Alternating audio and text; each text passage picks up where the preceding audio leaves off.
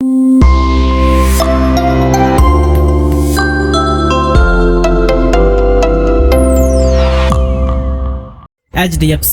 Market cap के हिसाब से भारत का सबसे बड़ा बैंक, 12 करोड़ से ज्यादा कस्टमर्स, 1,73,000 एम्प्लॉइज, 9,100 ब्रांचेज और करीब 21,000 ATMs। इन आंकड़ों से आपको अंदाजा तो लग ही गया होगा कि ये बैंक कितना बड़ा है। लेकिन क्या आपको पता है इसे शुरू किसने किया था? अपना बचपन एक छोटी सी चौल में बिताने वाले हसमुख भाई ने। लेकिन किस तरह इस गरीब लड़के ने वर्ल्ड की one of the largest bank बना डाली, सब कुछ हम बहुत डिटेल में जानने वाले हैं आज के इस वीडियो में।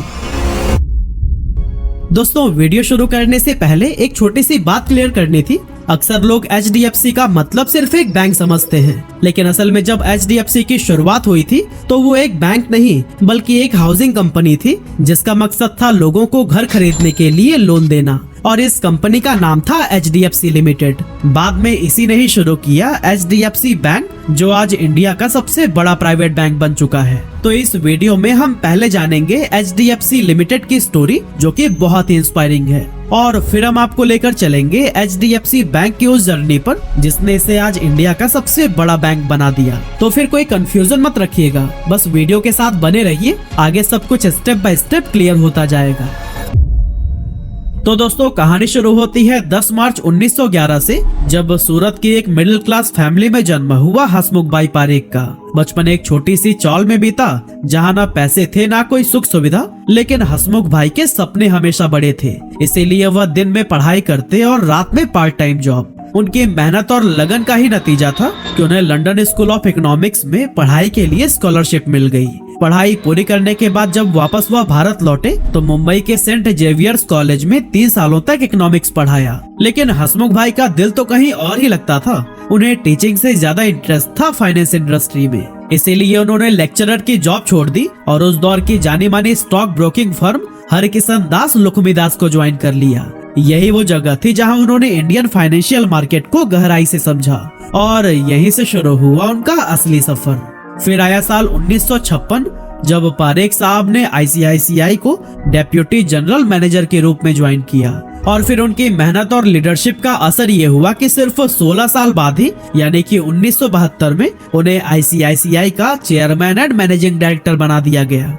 यहाँ काम करने के दौरान उन्होंने देखा कि उस टाइम पर बैंक सिर्फ बड़े बड़े इंडस्ट्रियलिस्ट और रिच बिजनेसमैन को ही लोन देने में इंटरेस्टेड थे, लेकिन एक आम इंसान और एक मिडिल क्लास एम्प्लॉय जो अपना खुद का घर बनाना चाहता था, उसके लिए होम लोन लेना ऑलमोस्ट इम्पॉसिबल था। उस टाइम इंडिया में कोई भी ऐसा स्ट्रक्चर्ड होम लोन सिस्टम ही नहीं था जो कि आम लोगों को आसानी से लोन दे सके। मतलब अगर किसी मिडिल क्लास इंसान को अपना घर बनाना होता तो या तो वो पूरी जिंदगी पैसे बचाता और बुढ़ापे में जाकर एक छोटा सा घर बना पाता, या फिर लोग पूरी जिंदगी किराए के घर में ही गुजार देते थे।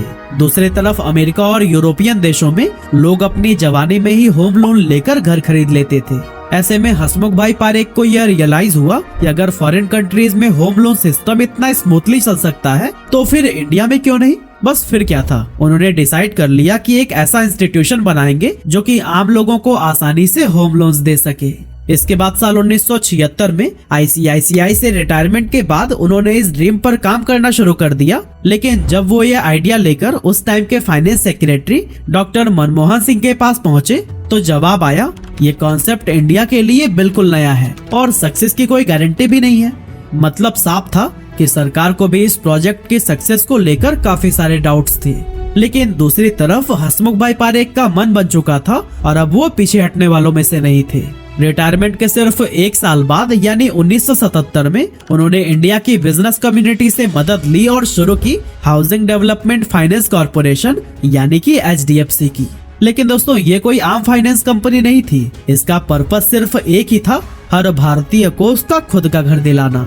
यह भारत की पहली हाउसिंग फाइनेंस कंपनी थी जो सिर्फ और सिर्फ होम लोन्स पर फोकस करती थी। लेकिन अब इस नए वेंचर को सक्सेसफुली चलाने के लिए एक विजनरी और हाईली स्किल्ड लीडर की जरूरत थी। इसीलिए हसमुख भाई पारेख ने अपने भतीजे दीपक पारेख को HDFC से जुड़ने के लिए इनवाइट किया। असल में दीपक पारेख ने institute of chartered accountants in England and Wales से CA की पढ़ाई की थी और उस टाइम वो चेज मैनहट्टन बैंक में एक हाई पेइंग जॉब कर रहे थे। असल में चेज मैनहट्टन बैंक को ही अब JP मॉर्गन चेज के नाम से जाना जाता है। दीपक पारेख को ग्लोबल फाइनेंस और बैंकिंग का जबरदस्त एक्सपीरियंस था और वो बहुत अच्छी खासी कमाई कर रहे थे। लेकिन इसके बावजूद जब हसमुख भाई ने उन्हें एचडीएफसी ज्वाइन करने के लिए कहा तो बिना किसी हिचकिचाहट के उन्होंने ये ऑफर एक्सेप्ट कर लिया। वापस इंडिया आने के बाद से दीपक पारेख जी जान से एचडीएफसी के साथ में लग गए। लेकिन ये सफर आसान बिल्कुल भी नहीं था। उस दौर में लोग लोन लेने से डरते थे। लोगों को लगता था लोन मतलब कर्ज, और कर्ज तो बुरा होता है। समाज में कर्जदार होना शर्म की बात मानी जाती थी। ऊपर से लोगों को बैंक्स और फाइनेंशियल इंस्टीट्यूशंस पर भरोसा ही नहीं था, क्योंकि उनका मानना था कि ये सब तो बस अमीरों के लिए बने हैं, हम मिडिल क्लास वालों के लिए नहीं। मतलब कि ज्यादातर इंडियंस मेंटली रेडी ही नहीं थे ये मानने के लिए कि लोन लेकर भी घर बनाया जा सकता है। अब दीपक पारेख के सामने सबसे बड़ा सवाल था, लोगों का ये माइंडसेट बदलेगा कैसे। इसके लिए उन्होंने 3 बड़े स्टेप्स लिए। सबसे पहले उन्होंने सिंपल और फ्लेक्सिबल ईएमआई सिस्टम इंट्रोड्यूस किया। दीपक पारेख ने लोगों को समझाया कि लोन एकदम से चुकाने की चीज नहीं होती है, बल्कि इसे छोटे छोटे हिस्सों में यानी ईएमआई के जरिए भी आराम से चुकाया जा सकता है। इसके लिए उन्होंने पहला स्ट्रक्चर्ड ईएमआई सिस्टम इंट्रोड्यूस किया, जो लोगों की मंथली इनकम के हिसाब से कस्टमाइज किया जा सकता था। दूसरा, अगर इनकम कम हो जाए तो फिर फ्लेक्सिबल रीपेमेंट ऑप्शंस भी इंट्रोड्यूस किए गए। और तीसरा, एचडीएफसी ने लोन की रीपेमेंट पीरियड 15 से 20 साल तक की रखी, ताकि ईएमआई कम आए और ये लोगों पर बोझ न बने। अब धीरे धीरे इंडियंस को समझ में आ गया कि अरे जितना हम रेंट हर महीने देते हैं उतने में ही तो ईएमआई देकर अपना घर भी खरीदा जा सकता है।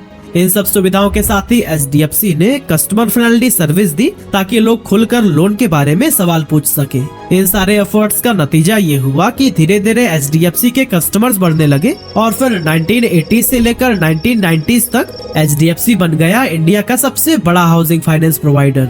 चाहे बड़े शहर हो, छोटे कस्बे या गाँव, लाखों इंडियन फैमिलीज का घर खरीदने का सपना एचडीएफसी ने पूरा किया।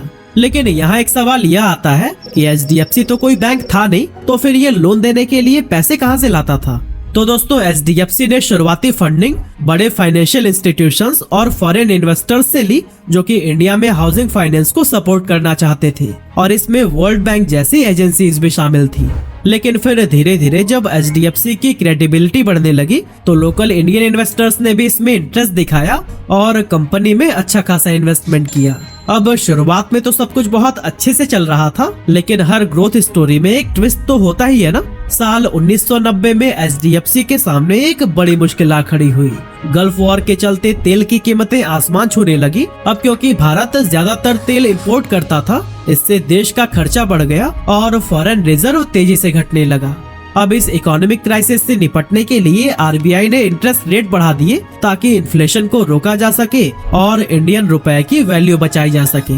लेकिन जब आरबीआई ने यह कदम उठाया तो इसका सीधा इम्पैक्ट एचडीएफसी पर पड़ा।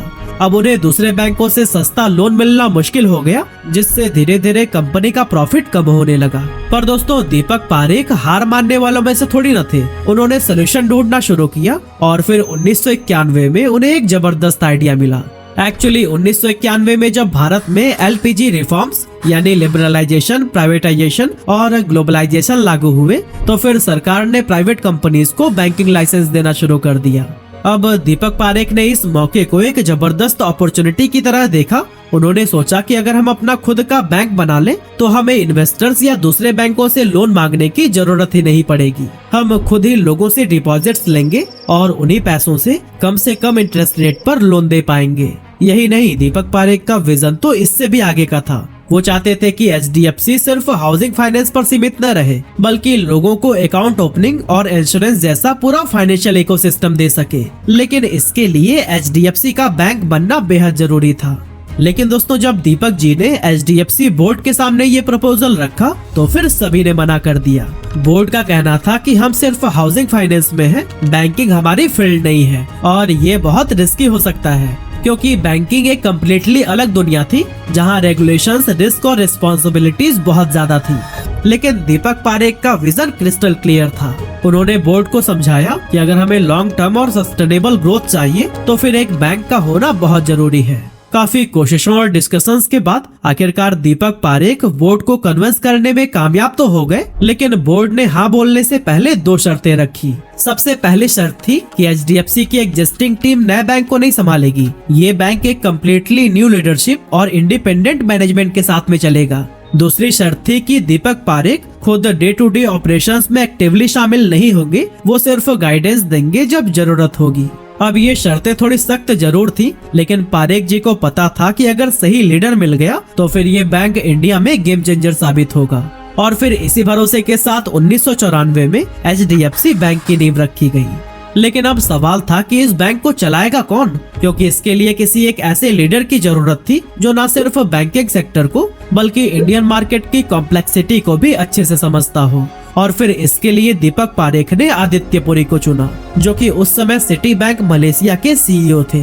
अब दोस्तों यहाँ पर आदित्य पुरी भी एक हाई पेइंग, स्टेबल और कंफर्टेबल जॉब में थे, लेकिन दीपक पारेख जानते थे कि पुरी जी के पास वो सारी क्वालिटीज हैं जो कि इस नए बैंक को चाहिए।